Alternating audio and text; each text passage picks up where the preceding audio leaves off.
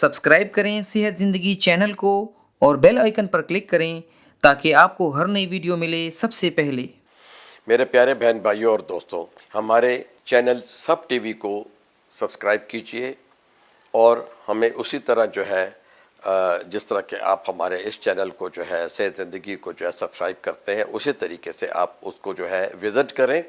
Link इस video की description में मौजूद है। आप हमारे सब टीवी को विज़िट कर सकते हैं। उम्मीद है वो आपको बहुत पसंद आएगा। मोहतरम बहन भाइयों, हमारी जो रसूलुल्लाह सल्लल्लाहु अलैहि वसल्लम की सुन्नतें हैं, उस सुन्नत में ये है कि रात को वज़ू करके सोइए। अपने जो रात के कपड़े आपने पहने हैं वो झाड़ के पहनिए, और जब आप बिस्तर पे जाने लगते हैं तो बिस्तर के ऊपर जो चादर पड़ी होती है, तकिया पड़ा होता है, लिहाफ पड़ा होता है, इन तमाम चीज़ों को झाड़ना चाहिए। वजह यह है कि दिन को तो वो बिस्तर इस्तेमाल नहीं होता, तो अमूमन पुराने ज़माने में जो है बिस्तर ज़मीन पे भी लगाए जाते थे, तो कीड़ों मकोड़ों को भी जो है बिस्तर में घुस जाने का ख़तरा होता था। साथ ही साथ में इसकी मेडिकल अफादियत यह है कि बाज़ औक़ात लोग जो है बिस्तर में मेहमान आते हैं, बैठते हैं, या किसी को ख़ारिश है,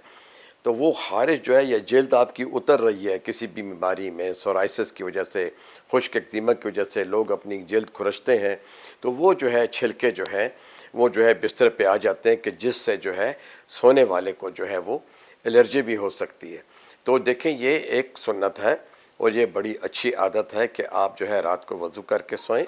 और अपने बिस्तर को झाड़ें। जिस तरह कि कहते हैं जूता पहनने से पहले जूते को झाड़ लेना चाहिए। कई दफ़ा जो है जूते में बिच्छू या रात के वक्त कोई जो है सांप जो है वो घुस सकता है, जो कि आपके लिए तकलीफ का बायस होता है। इस तरह रात के कपड़े, कुछ लोग दिन के कपड़े उतार के रात के कपड़े पहनते हैं, तो वो दीवारों पर लटके होते हैं, तो कोशिश ये होती है कि भाई अल्लाह ना करे कि उसमें जो है कोई छिपकली न चली जाए, या दीवार के ऊपर कोई रेंगता हुआ बिच्छू जो है वो न चला जाए, तो उन कपड़ों को भी अच्छे तरीके से झाड़ना चाहिए। हमारे रसूल की सारी पाक आदत जो हैं, इनमें सबक भी है, इसमें हिकमत भी है, और बहुत से लोग जो हैं वो इस सुन्नत से जो है उस तकलीफ से बच जाते हैं, जो कि एक अनदेखी या अनफोर्सीन तकलीफ होती है।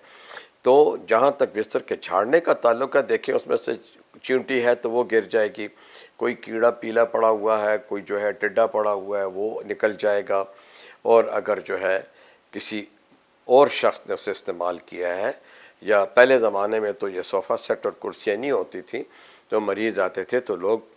मिलने आते थे, मरीज़ भी आते हैं, दुआ करने के लोग आते हैं, तो जब वो बैठते हैं पलंग पे तो कुछ न कुछ जो है जो जल्द झड़ रही होती है वो भी, और कुछ जरासीम जो है वो पलंग को लग सकते हैं। तो इसकी अफादियत ये है कि जो precaution is better than cure, तो एहतियात जो है वो इलाज से बेहतर है। तो ये सारे अवामिल हैं कि जिसकी वजह से जो है बिस्तर को जो है वो झाड़ना ज़रूरी होता है। तो अब बाकी इसकी क्या अफादियत है कि हमारे इल्म से जो बाहर है, लेकिन जितनी मेरी समझ में आती है कि ये एक बेहतरीन चीज़ है। अच्छा देखें, छोटी सी बात है, आप गहरी नींद सो रहे हैं, कहीं आपकी नींद ख़राब होती है, तो आप देखते हो कि आपका हाथ जहाँ पड़ा उसके नीचे से आपको कोई चीज़ चुभ रही है, या पाँव के तलवे में कोई चीज़ चुभ रही है,